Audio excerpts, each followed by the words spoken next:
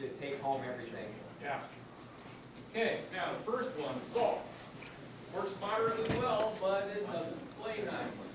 You ever see your car after the winter? Salt dissolves things. Guess what it's going to do to your plates? Okay? They're going to go away. Now, if you don't mind rebuilding your cell every few weeks, does it dissolve? Well, you can use salt. Okay? But it also produces a little chlorine gas. How many of you breathe chlorine gas? Yes, not fun. Not fun. You know, even in a swimming pool, you can burn your eyes and stuff a little bit. Yeah. So, salt for a couple of reasons. Not a good choice. Okay. Vinegar. Vinegar is very friendly. It won't hurt you. It's safe. It hurts nothing. It also doesn't do much. So if you want a real low production, hey, go for the vinegar. I say if you look for merchants selling these units, if they say that we use vinegar for our electrolyte, move on, check somebody else out. You know that you have met somebody bogus who's trying to take your cash and give you nothing. Don't bother to pay attention to the site, because vinegar just doesn't do enough to make it worthwhile. But we put it on here because people do advertise it. Baking soda, very safe to handle, very friendly. Take your cakes with it, whatever. It does create a little bit of carbon monoxide. We all know what that is. A little carbon dioxide, no problem there. But it also starts eventually breaking down into sodium hydroxide. Not so friendly. It's an acid. Sodium hydroxide, by the way, can also start attacking the aluminum and start corroding it. There are no long-term studies yet to see what level of it is acceptable through an engine and what level of it is going to start deteriorating the aluminum components inside your motor. You might run this 100,000 miles and not have any damage. But we don't know that. We do know it's possible that you might dissolve your pistons or your intake manifolds. Cylinder heads. Yeah, cylinder heads. We don't know yet. There hasn't been enough long-term study on different levels of it. We know that it can produce this. We know that can be a result. Now, there is a way to deal with that and eliminate that possibility.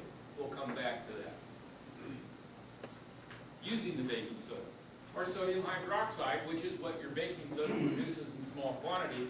This stuff works great. Guys, it's why. It's drain cleaner. That's what sodium hydroxide is. Okay? It works very well. But you've got to get rid of that sodium hydroxide when you're using baking soda or straight sodium hydroxide for catalyst before you put that into the engine, because we don't know what that's going to do inside that motor. And it probably isn't a good thing. No, it's definitely not. I've been past, I've taken aluminum and mixed up a batch of sodium hydroxide and electrolyte, just hung a little piece of aluminum in it, and within a couple of days, started out with 20 gauge aluminum, about 3/8 of an inch wide, and then we looked on hung it in a cup with sodium hydroxide. In about 3 days, there was a needle there. That was it. So, you want that in the motor? Now, people use it. A lot of people use it. It's very common. It's common. It's easy to get. It's one of the reasons why a lot of people use it. You go to any hardware store and buy it. And a lot of people love the baking soda for the same reason. Get it when you buy your groceries. If you do use it, as it says here, molecules of sodium hydroxide will leave solution. They will go out with the gas. That's how it gets put into your engine. You've got molecules of this stuff float along with the gas and go right into your engine. You can use it, but you need to scrub it. You have to clean it before you put it in the engine. And we'll show you how to do that in a minute. This is the best one that we currently know of. Potassium hydroxide. Is it costly? Yes, it is. But it stays in the solution. It doesn't come out and travel to your engine. Nor does it tend to break down the aluminum stuff like the other one does. So handle it with care. But it stays in the unit. So in a lot of ways, it's much safer. When you use potassium hydroxide, what happens as your water is being consumed, your electrolyte level reduces, gets lower. Consequently, you end up with a more concentrated solution of catalyst. Your amp draw, if you have no means of controlling the amperage, your amp draw will rise as your electrolyte becomes consumed.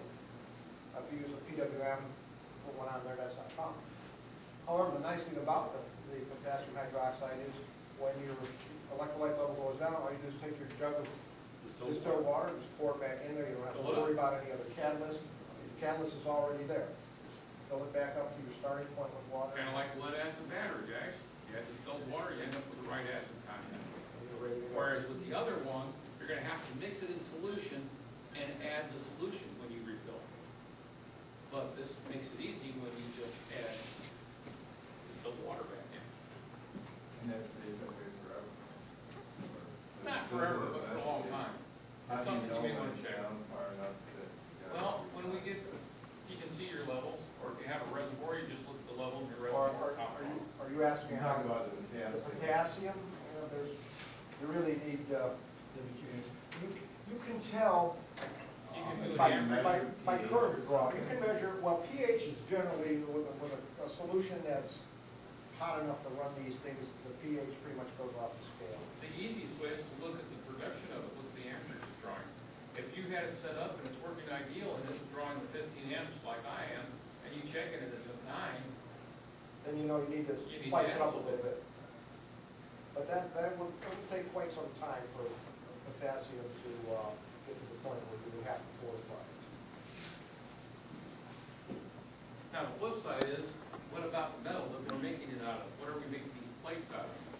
You've got a lot of choices, and there's different ways you can do it. Some people like to take wire, wrap it around something, make a coil with tiny gaps because there's a lot of surface area to that wire.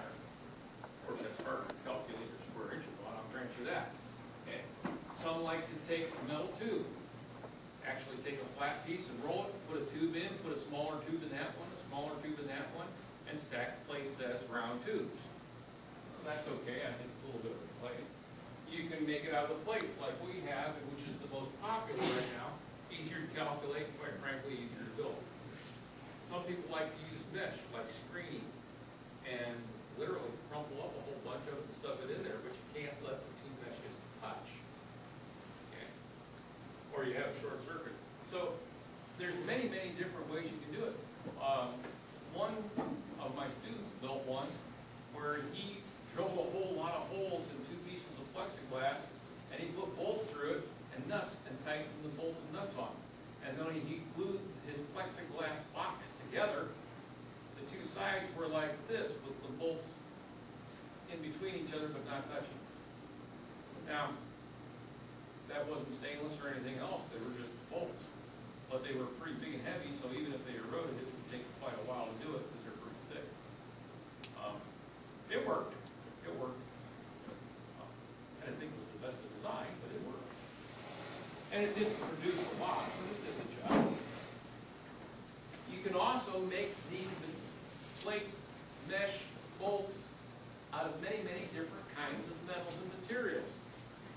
Earlier ones were made out of brass, but the brass doesn't last long, it deteriorates, it dissolves with any kind of catalyst that's doing much. Any conductor works, but how long you want to build it. So this is a cool thing. If you want to go back and have your students build some of these, or if you want to build, you can buy the cheapest piece of sheet metal you got and build it. Don't expect it to last more than a couple of weeks. It'll dissolve itself. But if you want to build it and see how it's going to work before you buy a better metal or a different material to make it out of, there's nothing wrong with that.